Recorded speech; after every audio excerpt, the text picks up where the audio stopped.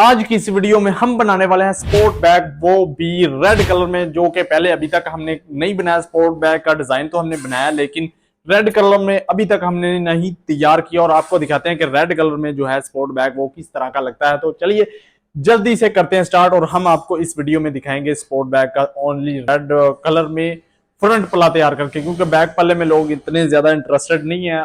वो आम सादा सा ही होता है, सबका सेम ही होता है आई थिंक। तो हम जो है फ्रंट पल्ला जो है वही डिफरेंट होता है, वही आपको दिखाते हैं और इसकी लुक चेक करवाते हैं कि रेड कलर में स्पोर्ट बैग किस तरह का लगता है। तो चलिए करते हैं वीडियो को जल्दी से स्टार्ट। उससे पहले मूव ऑन चैनल को जरूर सब्सक्राइब कर दीजिएगा और वीडियो को लाइक कर दीजिएगा।